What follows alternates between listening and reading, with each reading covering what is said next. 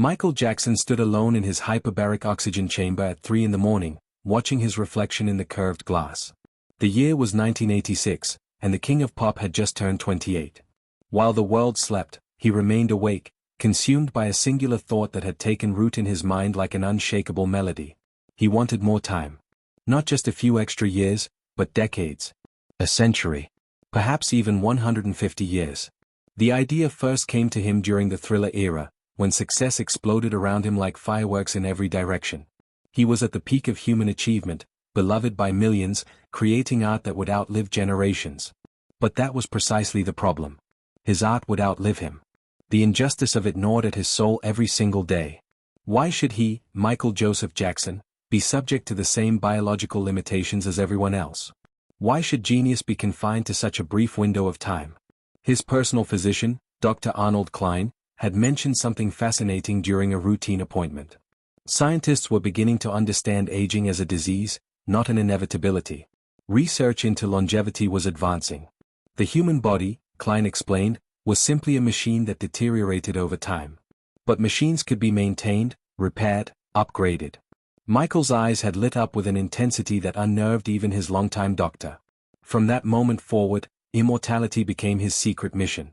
He began reading everything he could find about life extension. Medical journals arrived at Neverland Ranch by the boxful. He contacted researchers at universities across America, offering funding for their work in exchange for exclusive access to their findings. Sleep became his enemy, a thief stealing precious hours from his quest. He reduced his rest to 4 hours per night, then 3. Every moment had to count. Every second was an opportunity to discover the key that would unlock an extended lifespan. His staff noticed the changes immediately. The once playful entertainer grew distant, obsessed. He installed medical equipment throughout his home that belonged in hospital wings. Blood testing machines, oxygen therapy devices, ultraviolet light chambers designed to kill bacteria and viruses. His bedroom resembled a laboratory more than a place of rest. Friends who visited Neverland were shocked by the transformation. Gone were the simple pleasures he once enjoyed. Now every meal was calculated for maximum nutritional benefit. Every activity was measured against its impact on his longevity goals. His brothers couldn't understand it. During a tense family dinner, Jermaine confronted him directly. "You're turning yourself into a science experiment," he said, frustration thick in his voice. Michael's response was cold and immediate. "I'm turning myself into the future." The table fell silent. His mother, Catherine, reached for his hand, but he pulled away gently. They didn't understand. How could they? They weren't burdened with the talent he possessed. They weren't responsible for bringing joy to hundreds of millions of people worldwide. The press began to notice his peculiar habits. Stories leaked about his sleeping in oxygen chambers, his obsession with cleanliness, his increasingly eccentric lifestyle. They mocked him, called him Wacko Jacko, turned his quest into tabloid entertainment. Michael read every article, each cruel headline cutting deeper than the last. But their ridicule only strengthened his resolve. History had always mocked visionaries. They laughed at the Wright brothers. They dismissed Edison. They would laugh at him too, until the day he proved them all wrong. Late at night, alone in his private theater, Michael watched films from decades past. Silent movies featuring actors long dead, their images flickering across the screen like ghosts. They were immortal in one sense, preserved forever on celluloid. But they were also gone, their consciousness extinguished, their potential permanently ended. That wouldn't be his fate. He refused to accept it. The king of pop would find a way to keep his throne indefinitely, to continue creating, performing, evolving for generations beyond anything the world had ever witnessed before. The year 1993 brought Michael Jackson to the edge of desperation. He was 35 years old now, and despite 7 years of intensive research and experimentation, he felt no closer to his goal of radical life extension. Time was his enemy, and it was winning. Each morning he examined his face in the mirror with clinical precision, searching for new wrinkles, fresh signs of aging that might betray the decay happening beneath his skin. His obsession had deepened into something darker, something that frightened even his closest confidants. Dr. Stephen Hoflin, his plastic surgeon, had become both ally and enabler in Michael's war against aging. The doctor's Beverly Hills office saw Michael more frequently than Neverland Ranch did some months. Each procedure was justified as maintenance, preservation, enhancement. Michael convinced himself that surgical intervention could freeze him in time, that scalpels and sutures could hold back the years like a dam holding back a flood. But with each operation, something essential was lost. His face began to change in ways that drew worldwide attention and concern. The tabloids exploded with speculation. Wild theories circulated about his appearance, his health, his mental state. Michael read every word, feeling the walls close in around him. The public that once adored him now whispered behind his back. Parents who had encouraged their children to emulate him now warned them away. His attempt to preserve himself was instead destroying the very image he desperately wanted to maintain forever. The irony was excruciating, but he couldn't stop. Stopping meant accepting defeat. Accepting defeat meant accepting death. His partnership with Dr. Arnold Klein intensified during this period. Klein had introduced him to new treatments, experimental therapies that existed in the gray area between legitimate medicine and dangerous pseudoscience. Vitamin injections, hormone therapies, blood cleansing procedures that promised to remove toxins and slow cellular aging. Michael became a human laboratory, willing to try anything that might buy him more time. His arms bore the tracks of countless needle marks. His body became a cocktail of medications, supplements, and experimental compounds that no single doctor fully understood. The isolation grew unbearable. Michael had always been different, always been set apart by his extraordinary talent and unusual upbringing. But now the distance between him and the rest of humanity had become a chasm he couldn't cross. Normal people accepted their mortality. They lived their brief lives, made their peace with death, and moved on to whatever came next. Michael saw this acceptance as cowardice, a collective surrender to the ultimate enemy. He was fighting a battle that billions had already lost, and he was fighting it alone. Lisa Marie Presley entered his life like a lightning bolt during this dark period. She was Elvis's daughter, someone who understood the weight of legacy, the burden of being royalty in a republic. Michael saw in her a potential ally, someone who might comprehend his fear of becoming another tragic legend cut down in their prime like her father had been. Their relationship moved with shocking speed. Marriage seemed to offer Michael something he desperately needed: normalcy, connection, perhaps even an heir who could carry forward his mission if he failed. But Lisa Marie quickly discovered the depth of Michael's obsession, and it terrified her. She found the medical equipment, the journals filled with notes about life extension research, the phone numbers of scientists and doctors scrawled on papers throughout the house. During arguments that shook Neverland's walls, she begged him to stop, to accept his humanity, to live the life he had instead of chasing an impossible dream. "You're killing yourself trying not to die," she screamed at him one night, tears streaming down her face. Michael stared at her with hollow eyes. "You don't understand," he whispered. "I can't let it end. Not yet. Not ever." His professional life suffered as the personal chaos intensified. The dangerous tour had been cut short by scandal and exhaustion. New music came slowly, painfully. The creative fire that once burned so bright now competed with his all-consuming quest for immortality. Producers and collaborators noticed the change. Recording sessions that should have taken hours stretched into days as Michael lost focus, his mind wandering to research papers and medical consultations instead of melodies and lyrics. The perfectionist who once demanded take after take now seemed distracted, elsewhere, trapped in his own head. Behind closed doors at Neverland, Michael's private research continued with increasing urgency. He had assembled a team of advisors who updated him on the latest developments in longevity science. Telomeres, the protective caps on chromosomes that shortened with age, became his fixation. If scientists could prevent telomere shortening, they could theoretically prevent aging at the cellular level. Michael poured money into research, demanding results, needing breakthroughs. But nature doesn't respond to desperation, and the science moved at its own glacial pace while Michael's clock kept ticking. The turn of the millennium brought Michael Jackson face to face with a harsh reality. He was 42 years old, and despite 15 years of obsessive pursuit, 150 years seemed more impossible than ever. His body, subjected to countless procedures and experimental treatments, was breaking down rather than being preserved. Chronic pain had become his constant companion. Insomnia plagued him nightly. The medications meant to extend his life were instead consuming it from the inside out. During a private consultation in early 2000, Dr. Deepak Chopra sat across from Michael in a sunlit room at Neverland and spoke with brutal honesty. "You're approaching this all wrong," Chopra said, his voice gentle but firm. "You can't force the body to do what the mind demands. You're at war with yourself, and that war is destroying you." Michael listened, his thin frame wrapped in layers despite the California warmth. For the first time in years, doubt crept into his certainty. What if his quest was the very thing ensuring he wouldn't even reach a normal lifespan? The conversation with Chopper triggered something profound in Michael. That night, unable to sleep as usual, he walked the grounds of Neverland alone. The moon cast long shadows across the amusement park rides that stood silent in the darkness. He thought about Peter Pan, the boy who never grew up, the character he'd identified with since childhood. But Peter Pan was fiction, a fantasy. Michael Jackson was flesh and blood, subject to the laws of biology no matter how desperately he wished otherwise. Standing by the carousel, he wept for the first time in years, genuine tears that came from a place of grief so deep he hadn't known it existed. His children became the unexpected catalyst for change. Prince, Paris, and Blanket represented something his research had overlooked entirely: the possibility that immortality wasn't about preserving yourself but about creating something that would continue after you.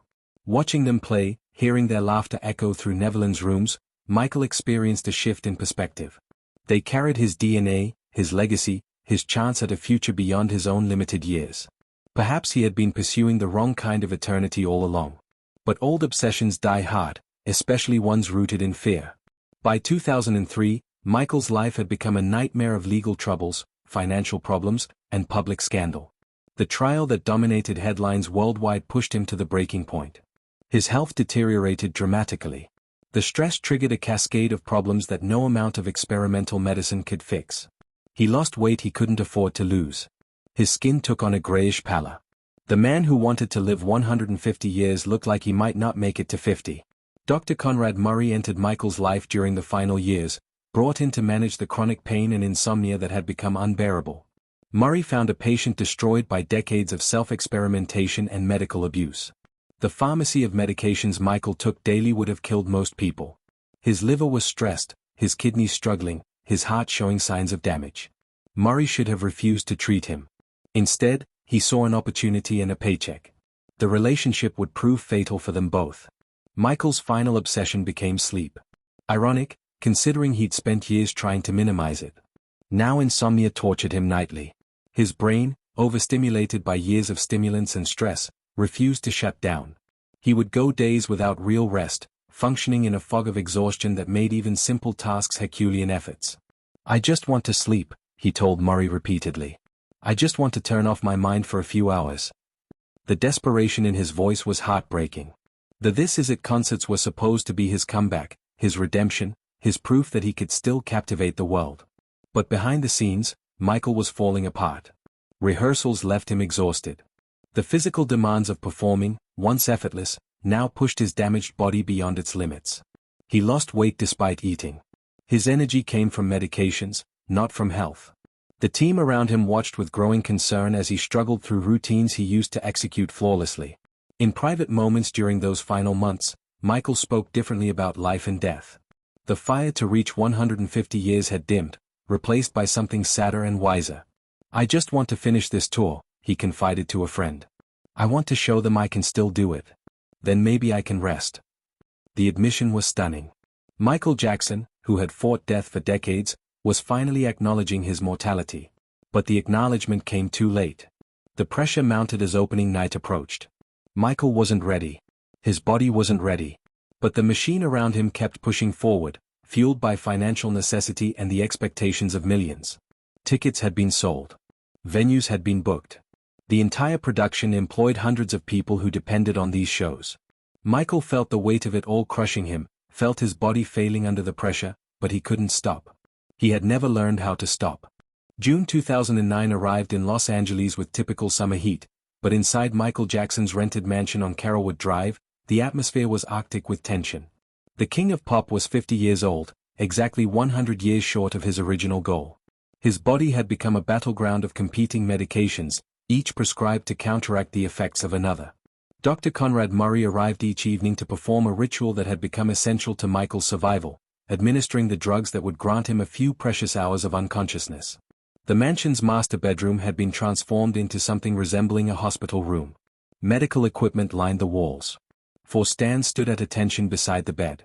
Oxygen tanks waited in the corner like sentinels. Michael's children knew not to disturb their father during certain hours.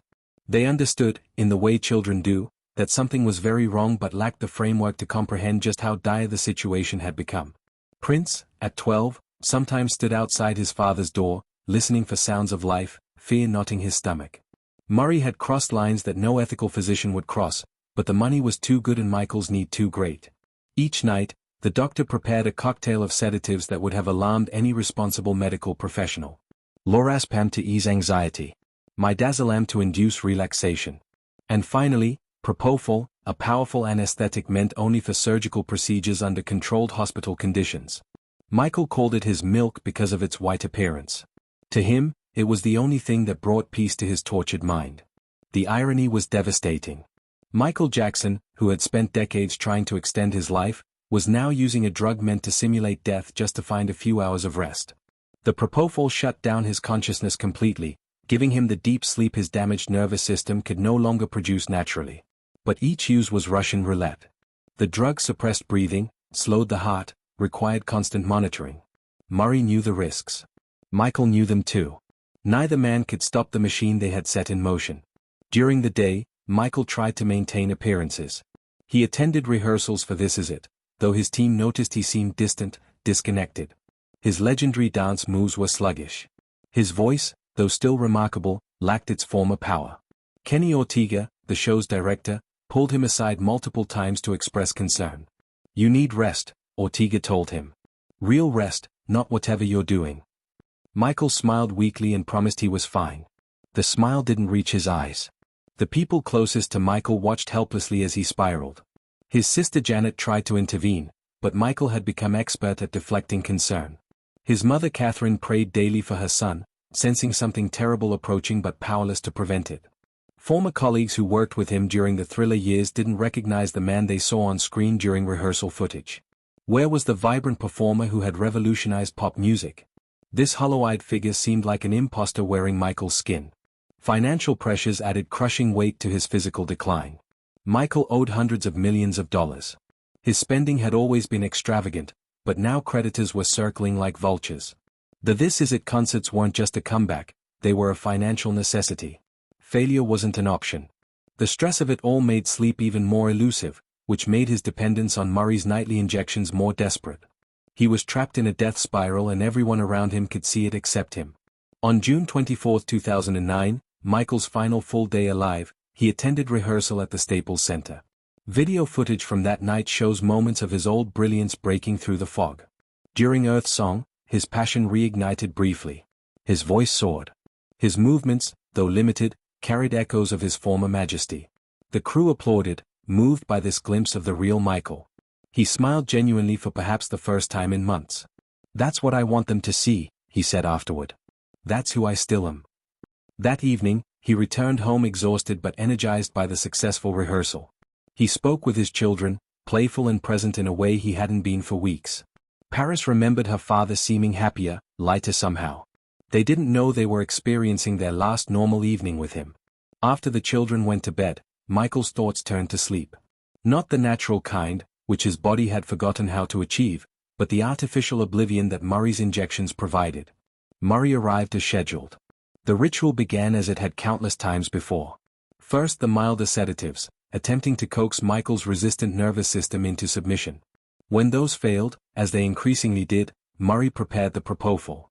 Michael lay back on his bed, an IV line in his arm, exhaustion etched into every feature. "I just need to rest," he murmured as the drug began to flow.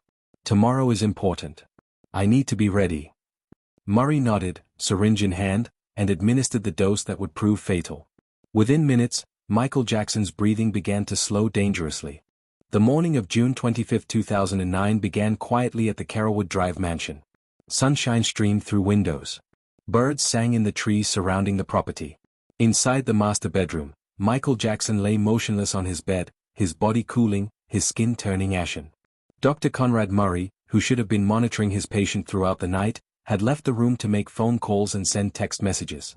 When he returned and discovered Michael wasn't breathing, precious minutes had already been lost. Panic consumed Murray as he realized the magnitude of what was happening. He began chest compressions, his hands shaking, his mind racing through the lies he would need to tell. He called for Michael's security, screaming for help. Alberto Alvarez rushed into the room and found his boss being frantically worked on by the doctor. "Call 911, Murray ordered, but he didn't mention the propofol, didn't admit what he had done. Even in crisis, he was calculating his defense. The 911 call came at 12:21 p.m., more than an hour after Michael had stopped breathing. The operator's calm voice contrasted sharply with the chaos at the mansion. "Is he conscious?" she asked. "No, he's not conscious," came the reply. Paramedics arrived to find Michael Jackson in full cardiac arrest, his body already showing signs that revival might be impossible.